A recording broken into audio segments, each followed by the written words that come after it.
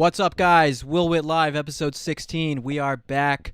We're here, and we got some big stuff going on today. Out the gate, we're talking about Ruth Bader Ginsburg's death. Okay, if you guys didn't know, Supreme Court Justice Ruth Bader Ginsburg died. I think that everyone here watching this show today would know that that has happened. It is the biggest news of the day right now. Everyone is talking about it, and people are very upset about it. There are people who are, of course, upset that she died, very sad, but there are people on the left who are having an insane reaction to the news that Ruth Bader Ginsburg died. So, to start off today's show, it's going to be a lot of fun. We're going to go through some of these people's reactions and see what the left has had to say about Ruth Bader Ginsburg passing away. Let's start with this. You guys have probably seen this lady already. Let's just watch. Holy you guys! I'm driving your car, but I just got a notification that Ruth Bader Ginsburg died! Could this year get any worse? Ruth, you just had to make it to 2021! A totally sane reaction to Ruth Bader Ginsburg passing away. That made me, the first time I saw it, I laughed so hard at that video. I've just about had it with 2020. I'm done.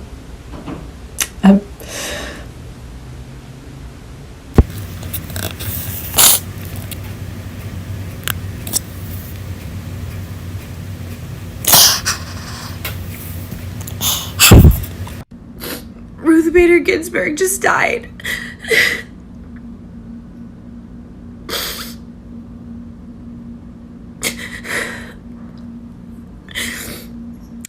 Guys. So I'm sure most of you heard, So I don't want to showcase these women as like they're sad that someone died and trying to be so rude to them just because of that. It's totally fine to show that you're grieving for someone who died, especially someone who had significant importance. But you guys are about to watch this one of this lady, and you will kind of see why all these women are getting so upset about this. So here we go. RBG is left us, and not gonna lie, I'm a little scared. I feel like she was one of the only things standing between us and fascism.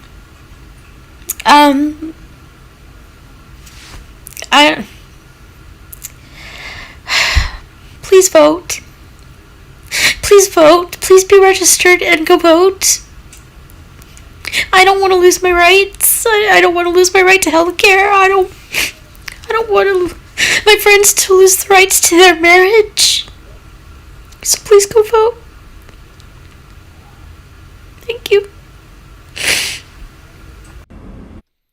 It's like, I feel really bad for these people. I feel bad genuinely for these women who are coming on and having this sort of reaction, that the left has brainwashed them so much that they think that, okay, now that Justice Ruth Bader Ginsburg has died, I'm going to lose all these rights.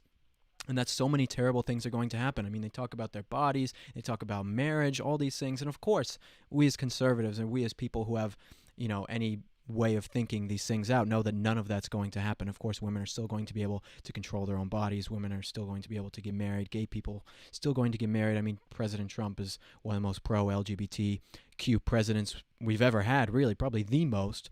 And it's like they're freaking out because the left and the mainstream media and their professors have all told them to freak out, So it's like an incredibly sad reaction. All these people who are coming on and crying. I mean, I say this, I've been getting into this almost every single week, but it is so true right now in America, what is happening, that this is their religion.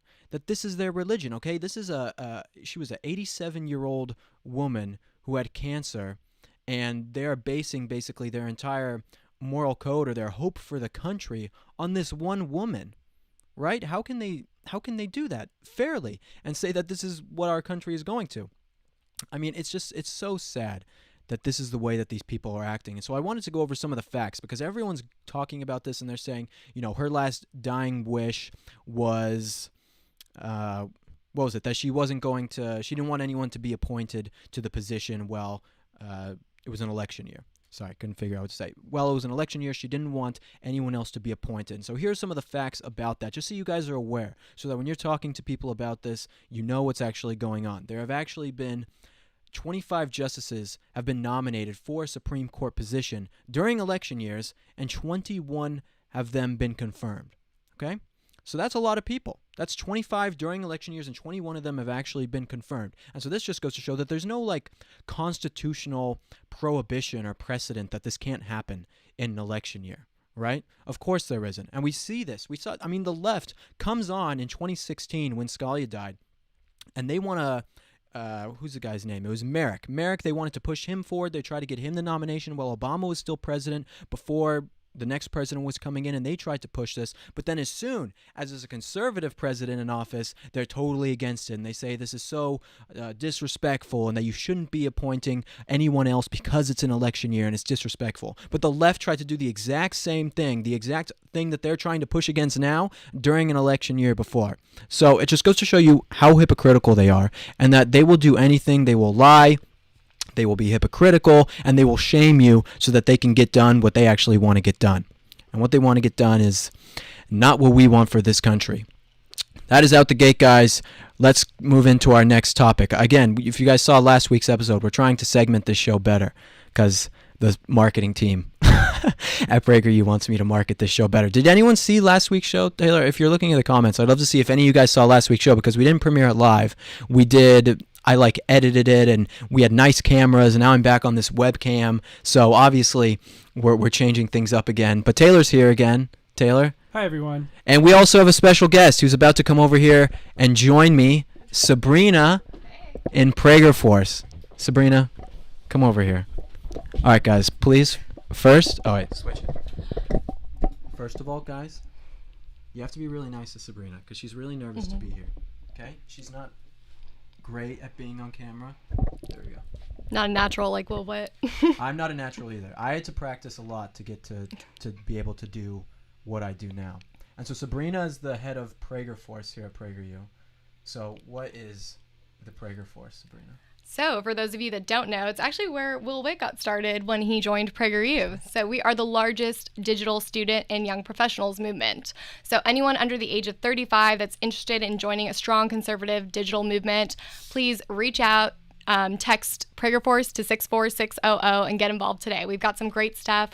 We have influencer opportunities, committee opportunities, and opportunities to meet people like Will Witt through our connections. Yes. Wait, my mic's on, Taylor, right? Did it go off? That one? Did it go off? Already ruining Here we go. All right, we're just going to share this mic, Sabrina, and do it like this. Anyway, Sabrina's great. Prager Force is great. I was a part of Prager Force. If you're a student you want to join, what's the best way to join now? Text Prager Force to 64600 and you'll get an application. It's super easy. Make sure to sign up as soon as possible. We've got some great stuff coming down the pipeline. And now Sabrina's going to ask me a question from the Prager Force students. You guys, we have students from basically all over the world. We have students in Venezuela.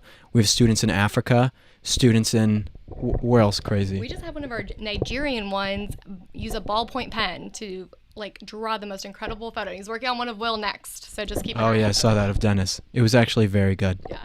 Okay. Awesome. So, and I'll read you a question too? Yeah, let's do it. All right. I'll read you one first. Oh, here. Hold on. This is a screenshot.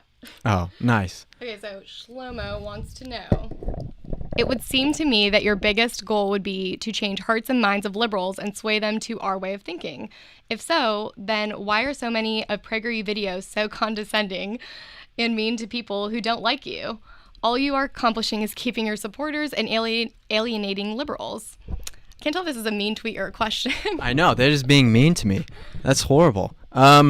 No, but it's a fair question. It's a fair point, and people ask it of me a lot. You know, some people see my videos where I'm out interviewing people on the streets and things, or, you know, maybe PragerU posts a video where we're talking badly about the left, but it's like, in a way, that's kind of the point. I mean, if PragerU makes a video about the left and we are showcasing how bad the left is, I mean, that's what we're trying to do. We're trying to expose these people for what they're doing to our country. If I go out and interview students on a campus and the results and the things that they say are not the most, you know, intelligent things, or not the most sound intellectually, that is a result of the leftist education system. That is a result of what they've been taught, what Hollywood has done to them, what the universities do. So we're trying to go on and expose that. And my main goal through my videos the paramount principle has always been to change minds. So I'm going to continue to do that. And I mean, the amount of people come on and tell me that like my videos have helped them or changed their minds on something is actually incredible. So Sabrina was actually a leftist until she met me.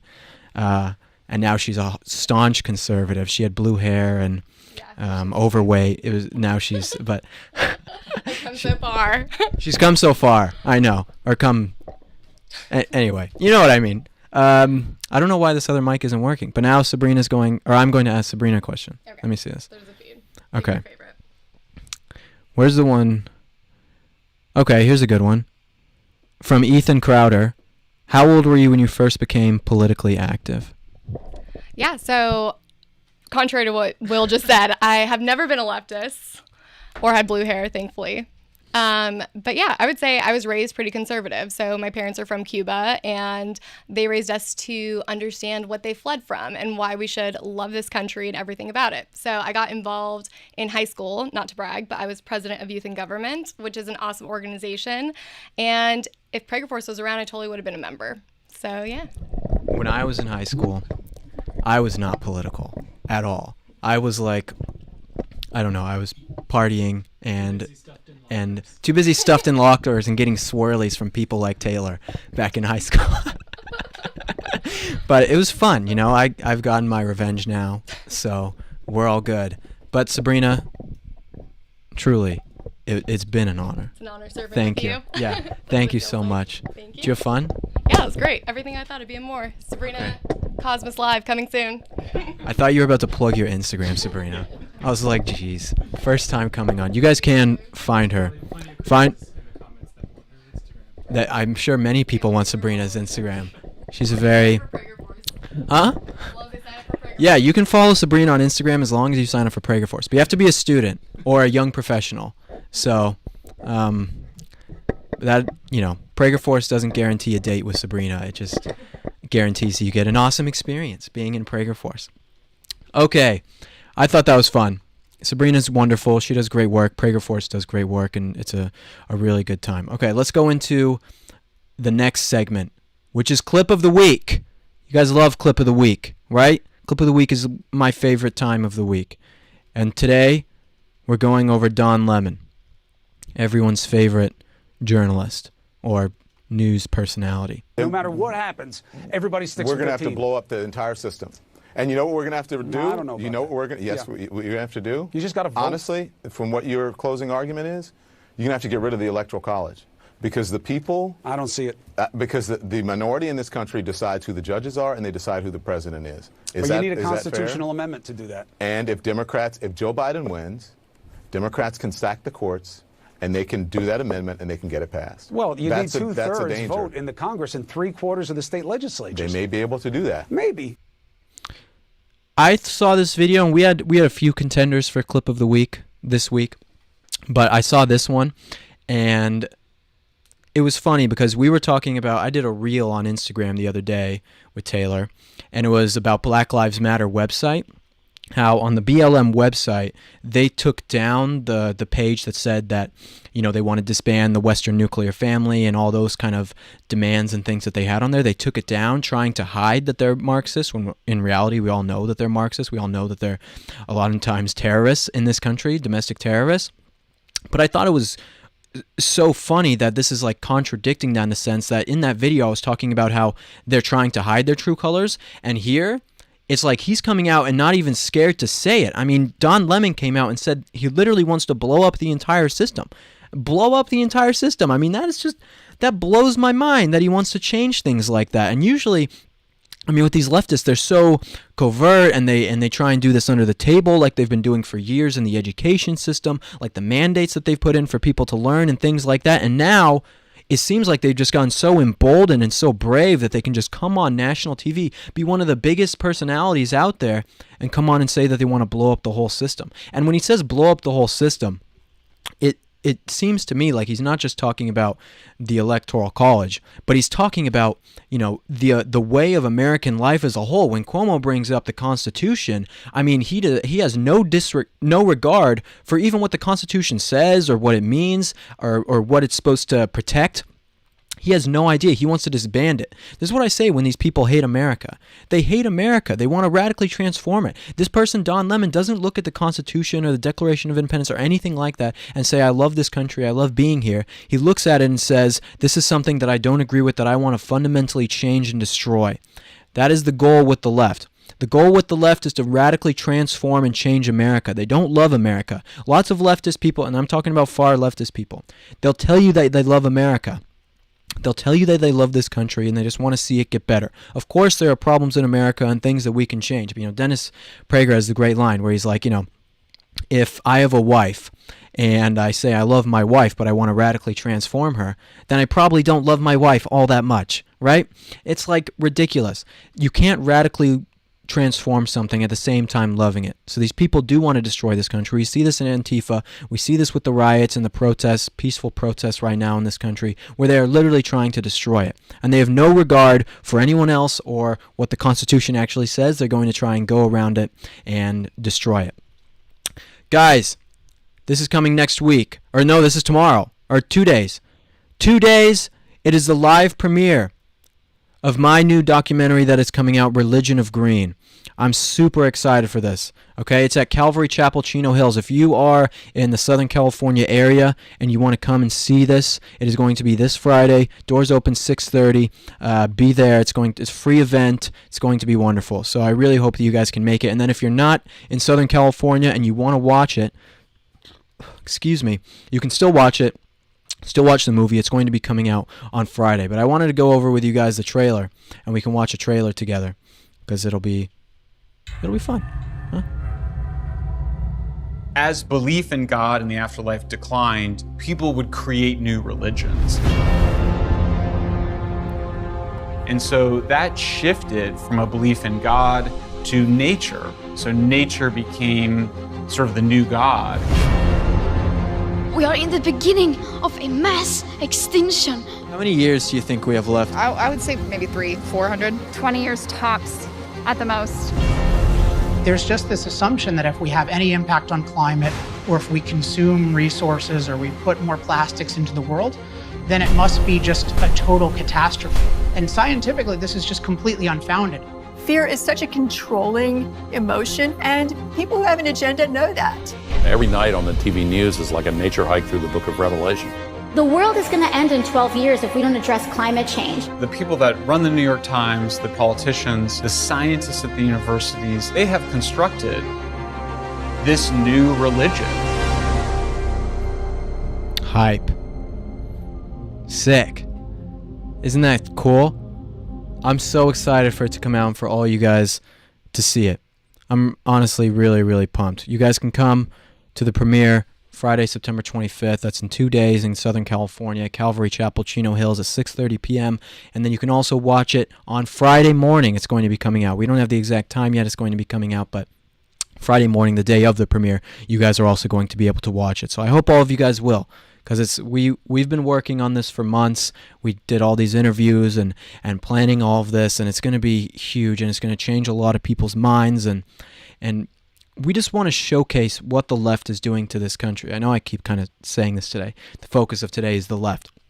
But seriously, like when they make this a religion, when they make climate change a religion, or they make this racism stuff a religion, then it of course makes sense when people go and protest or riot in the streets because they feel like they have a moral obligation to do so.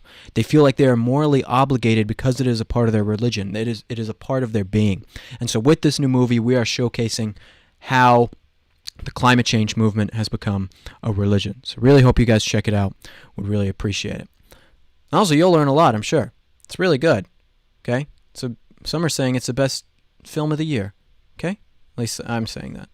Best film. Yeah. It's Oscar worthy. Early favorite for the Oscar. It's an early favorite. Did you figure out the mic? Is it working now? I have no idea.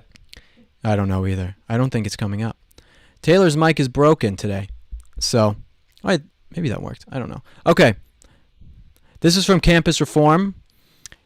10 most extreme critical race theory classes and trainings at U.S. colleges. President Donald Trump instructed federal agencies to end trainings regarding white privilege and critical race theory, but, college doesn't really listen to that. And they're going to keep doing all of these horrible things forever. I mean, hopefully not forever, but for a long time. First one. I thought it would be fun to go through these. Workshop on deconstructing whiteness for white identifying students. Columbia University hosted a 5-week Deconstructing Whiteness lecture series for white identified students in July. The goal was to engage in exploration of their white identities and build community and accountability around deconstructing whiteness and white privilege to facilitate the development of an anti-racist lens. I have no idea what any of that even means. When I read through these things and I read through the syllabuses of these horrible anti-white classes, I have no idea what any of this stuff even means. I don't know if that's because I'm stupid or because I have common sense, but either way, I have no idea. Mandatory reading on race for cadets at Military Academy. In the West Point Military Academy's Behavioral Science and Leadership Seminar, cadets who take the elective course are required to read Critical Race Theory and Introduction. There you go. Mandatory anti-racism course for all first-year students at the University of Pittsburgh. They have to learn how to be anti-racist. When I was in school, going to high school, going to college, these things were coming up, obviously, but it wasn't as bad as it is now. And it was people didn't talk about race, at least in high school. I went to a pretty diverse high school. There were a ton of black kids. There were a ton of Mexican kids. There weren't very many white kids. I was one of the really... there were some, but there weren't many white kids in my school. So I was in the minority a lot of the time in my high school. And race was never an issue. I wasn't racist. They weren't racist towards me. It wasn't even something that needed to be taught. It was just we knew that racism wasn't a huge issue. But now they're pushing it everywhere, saying that racism is the biggest issue. You're making people hate each other. When you say racism is an issue, I imagine now that if I were in that school, the same high school that I went to, and racism was this huge issue like this, all the black kids would think I'm racist, and then it would go vice versa because of the things that they're teaching. And that only makes us hate each other. When you're telling people not to be racist who aren't already racist, you make them hate people. Course on Christianity's role in racial hierarchy. Houghton College, is that how you say that? Houghton? New York announced a course to explore the complex role of American Protestant Christianity in the construction of historic and contemporary notions of race and U.S. systems of racial hierarchy. And all these things, racial hierarchy, these are things that they make up.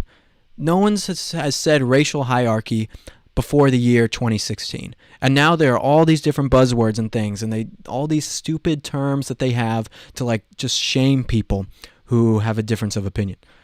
Workshop on white supremacy in music.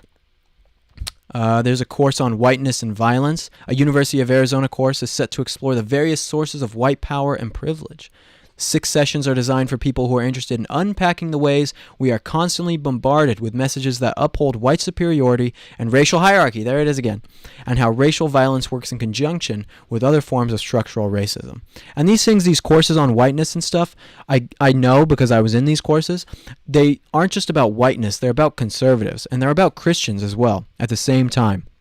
They focus on these different things. Okay, so it says whiteness in the title, but it goes into Christianity, it goes into conservatism, all the things like that, like Christianity, like our religion, or conservatism, our values and ideas that we hold dear, are under attack. They're legitimately under attack. I was talking about this the other day, where it was okay, President Trump, he's Republican, conservative, and he's doing all these things. And it's okay, he does all these things, but then the next generation of people, every single Gen Z person in school right now, is learning how terrible America is, how horrible white people are, all these other things just about, denying the Constitution, all this. And it's okay, he might get some things done now and do some conservative things that we like, but the whole next generation is totally screwed because every single thing in education is teaching these people to be leftists with no opposition, and it's getting worse and worse. So that means that, by the time that eventually we have people more leftist in power again, it's going to be landslides upon landslides because everything that these younger people are being taught is about leftism, That's why taking back education should be conservatives' paramount thing that we do. It has to be the number one thing that we focus on. If we don't take back education, then we're truly lost because they will continue to steamroll conservatives and steamroll our ideas and Christians' ideas if we don't stop them in education. So things like the 1619 Project are horrible. Things like teaching Black Lives Matter in school are horrible. There was a picture of a teachers union of teacher in Los Angeles with a Cop Lives Kill shirt. That just blows my mind. Interrogating Whiteness course. Campus Reform, please get your ad off of here.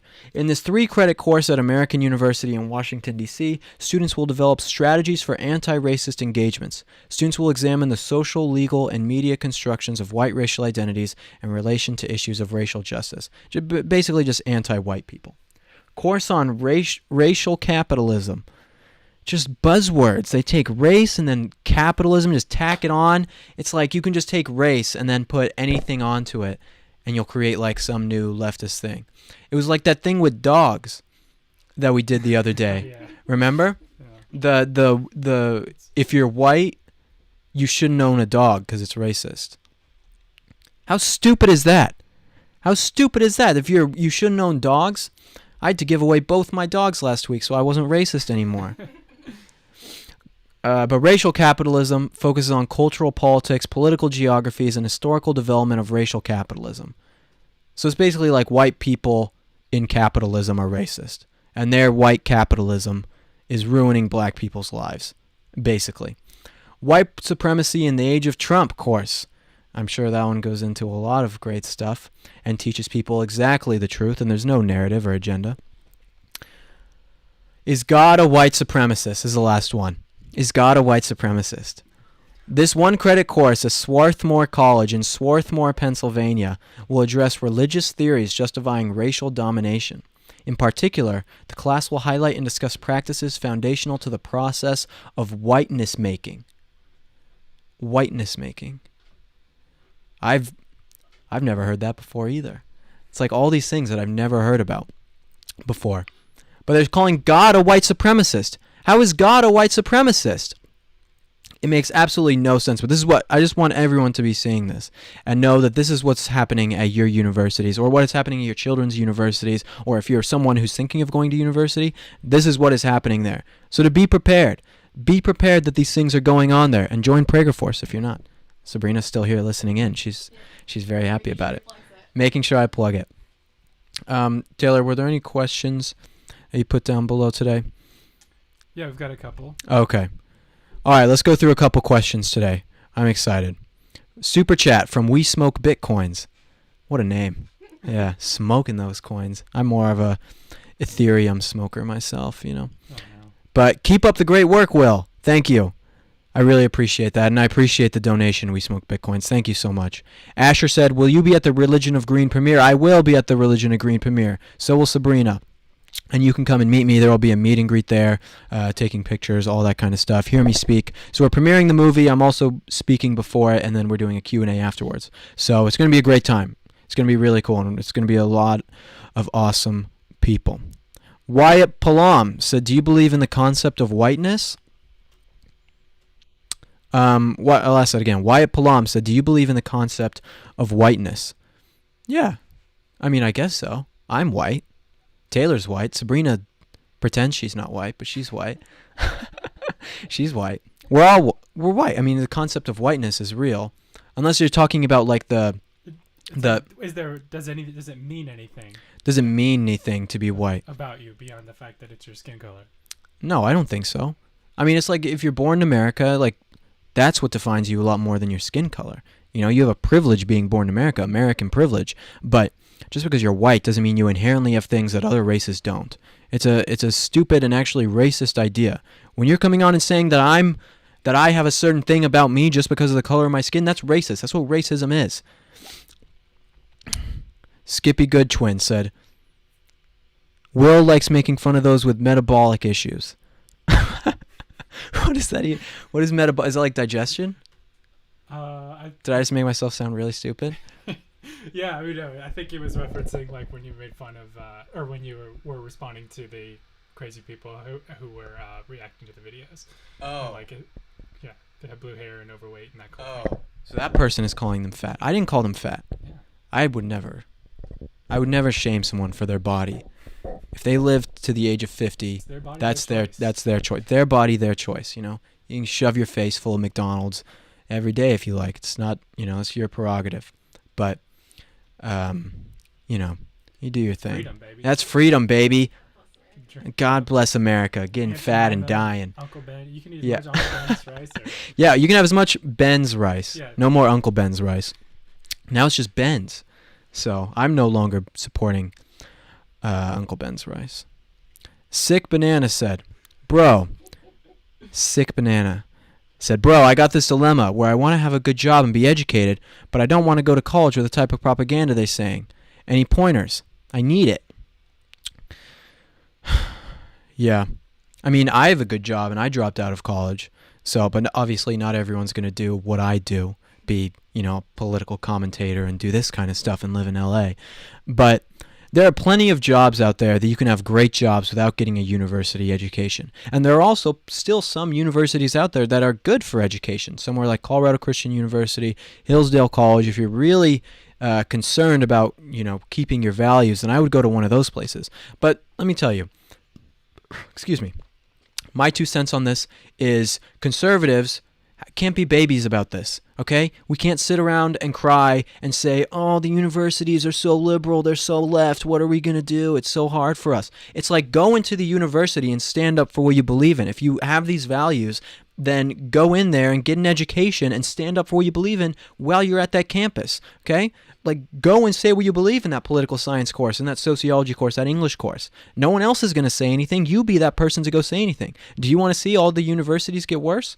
You have to go in there and do it. We can't just expect something to just magically happen and all these places are going to get work and just sit there and complain and moan about how terrible these things are when conservatives come on and say, I'm too scared to go and do anything. I'm not trying to call you out specifically, man. I'm just saying in general, conservative people.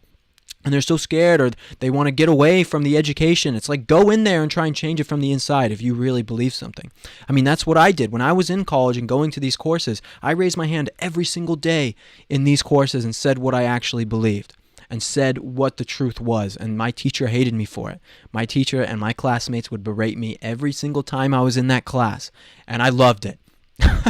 It was a ton of fun, and I made a ton of changes in that class. Then I made it on my campus. Then I made it in all of Colorado when I went around to all the campuses there and did these kind of things. You can make changes. You can make changes, but the left likes to shame you and make it seem like, oh, if you stand up, you can't do anything against it. Go out there and get what you want and stand up for what you believe in. Get that education and go somewhere where people don't agree with you. It's why I live in Los Angeles, because I like being around people who don't agree with me. I like chatting with people who have a difference of opinion. It's way more engaging for me. Someone said, Leonard Lawrence, did you get bad grades? Oh, man. I wonder if my mom's watching today. My mom, I can't lie. She's going to know. When I was going through high school, I actually had really good grades. If I got a B, I would get grounded for the most part. So, like, she would take away my phone. If I got a C, I mean, oh my goodness, that was like, I was dead in my mom's eyes at that point. So I didn't get bad grades in high school. I think I ended with like a 4.3 GPA in high school. So I had very good grades, and school was always pretty easy for me going through high school. And then in college, I failed all my classes. I did not do well in college at all. So, well, I was like, when I was going and doing political stuff, it was funny. Like, I remember one time I was out on my campus, I was tabling and talking to people about, maybe it was socialism or something, whatever. I was out there talking to students and trying to change minds and do this. And my professor walked by of the class that I was supposed to be in at that time and just gave me a really bad look, because they were a leftist professor too. And they did not like what I was doing. And then I ended up failing that class too. But I failed like all my classes during college. The only classes that I did well in college were my English classes, because I've always been a pretty good writer. So I liked writing stories and things like that and whatever those things were. But all my other classes I failed. I failed sociology for sure. I could not get in with what they liked. Susan said, you didn't give your dog away, I hope. I did not. No, my dog is still around. Okay. Yeah, my dog lives better than most white people in this country, is what Sabrina said. My dog is a Christian dog and is persecuted. Because of values, though. Because of values. Yeah, not because of race. Okay, let's do one more question. Tizok